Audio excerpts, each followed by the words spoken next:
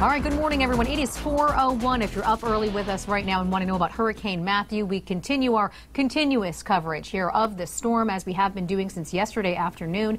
We want to be joined right now by Tony Sadiku, who has been following this since last night. And where is it right now? Maybe some more eyes on us as they're waking up to get an early update, Tony. Absolutely, Miriam. And of course, it's something that we've been talking about for a while. In terms of the track, as we take it on over to Source 1, I'm going to show you exactly where Hurricane Matthew is, and this is still pretty powerful, still pretty symmetrical, although what you'll notice is much of the convection, much of the rain is tightly around the center. On the outer bands, you're only seeing a couple of showers, and they're not really making their way to Southwest Florida. So you're waking up in Southwest, stepping out the door, it's dry, it's feeling pretty comfortable out there. And that's because we're really not going to see much here in Southwest Florida in terms of impacts from Hurricane Matthew.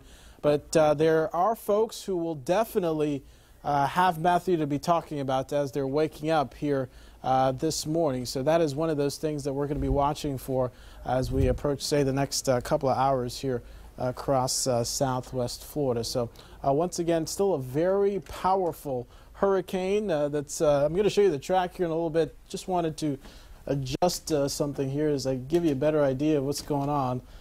It looks like once again, as we continue to watch this storm, basically the thing to note here is that the storm is getting dangerously close to land, and as we work ahead, what you'll notice is exactly, this is what I was looking for. Sometimes you have some technological issues. So here we go. Merritt Island, Melbourne, all the way down towards, say, portions of Fort Pierce.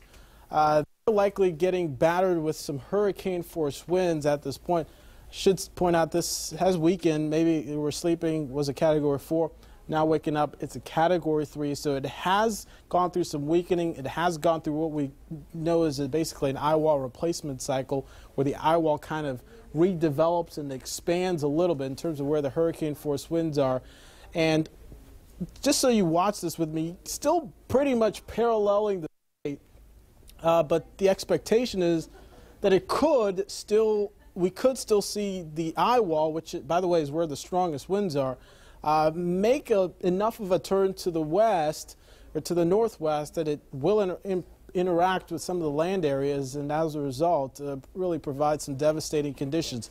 In the meantime, this is still causing some very devastating conditions in terms of storm surge out towards Melbourne and Merritt Island. I'm going to pull the storm reports here for you and give you a better idea of what's going on, but I would not be surprised if there were wind gusts in excess of 70, even 80 miles per hour for some of these locations up and down, the east coast of Florida. In fact, we're getting reports of up to 50 in Orlando.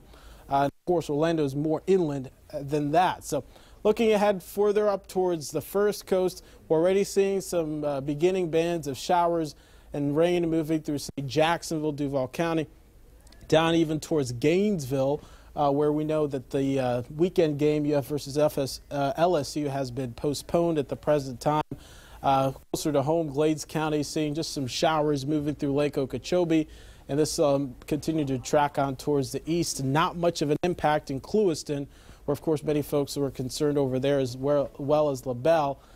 Much of Southwest Florida, like I mentioned, waking up to dry conditions, although once we start to see those winds turn more out the west, we're likely to see some maybe potential for a few showers here for your morning hours.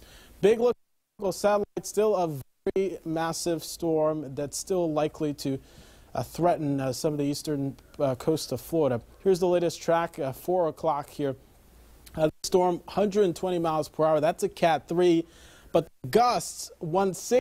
That's no joke, right? Moving to the northwest at 14, and likely here this evening or Friday evening to be near Jacksonville as still a Category 3, working up towards the southeastern coast of Georgia, South Carolina, as weakening ever so slight to possibly a Cat 1. And then the seeing curvature here is still something that we'll be watching very closely, but something that you should note is that this will be a Category nothing, basically at an area low pressure by the time that it maybe wiggles around here, but still something that we'll be watching for here in the coming days. But just so you get a closer idea here, folks in Daytona Beach up towards the eastern coast of Florida were mandatory evacuations. Those are the guys who are really preparing for this. Here in Southwest Florida, the impacts are minimal, but there are some things that we will be watching from Matthew, and for more on that, I'm going to toss it on over to Danny Beckstrom, who's been tracking that here very closely. Yeah, I appreciate that, Tony. A category nothing, that's my new favorite hurricane category, and that's what I'm hoping for, as of course the latest model showing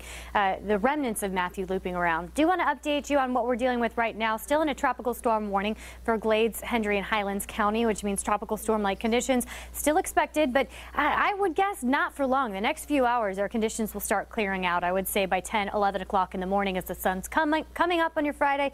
Conditions starting to settle down. That inland Collier County tropical storm warning dropped now. Our tropical storm watch for coastal Collier, Lee, and Charlotte also dropped, which is a good indicator that our conditions are going up. We're getting better as we head into the rest of our Friday as Matthew continues to track a little further north. So Tony did a great job detailing the fact that it's still a very serious situation for our friends on the north and northeast portion of Florida, especially the coastal areas. But moving forward for us in Southwest Florida, those conditions, although still a little abnormal, are getting better. We're on the better side of this as we head into the rest of our Friday.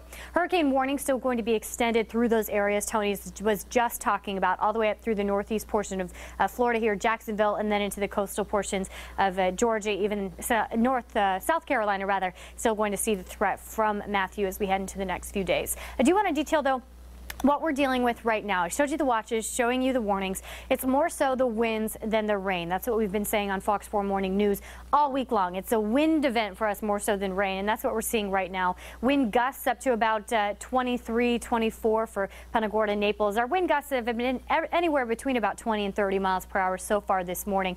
Our wind speed's going to be averaging between about 10 and 20, maybe 25. Right now, 21 mile per hour winds in Clewiston. And I will say, Glades in the northeast portion of Hendry County here are definitely going to see the worst of it as we head into the rest of the morning. But even for those areas, they've already seen the worst of it as compared to what we're heading into next. Conditions are going to get better, including for our inland areas. We're on the uphill climb here. I guess we're on the downhill slope of it, getting better. So we're not dealing with as bad of conditions as Matthew continues to track a little further north. Do want to show you the forecast wind speed, where we expect to go from here as we head into later this morning. We'll start dropping down. We'll see those wind speeds between about 20 and 30 rather than between about 25 and 35 for Moorhaven, for Clewiston, and we'll start to see those wind speeds drop for our coastal areas as well as we head into Friday night. It's almost normal. Still a little breezy through your Friday, but we're almost back to normal. Wind gusts is same story.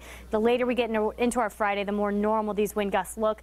And as we head into our Friday evening, those wind gusts between 10 and 15, well, hey, that's what we're used to every single day. So it's getting better, I promise. Conditions definitely getting better.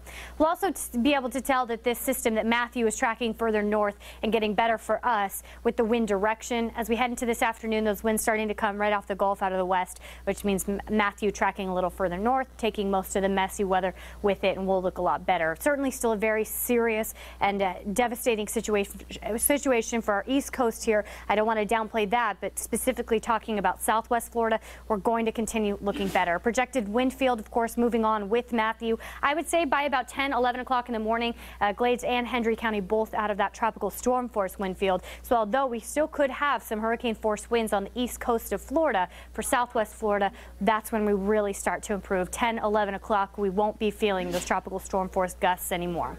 I'll show you just one forecast model of what it predicts as we head into this afternoon. This model does predict that eye comes on shore as it heads toward Daytona Beach. That's not what the official track says. This is just what this model is forecasting. But again, same story for Southwest Florida. We're getting better. We're getting better by this afternoon, by this evening. Weather almost back to normal, which is always good news. Not a big rain event. I'll show you the total rainfall. Really unimpressive, right? This is almost typical. So if you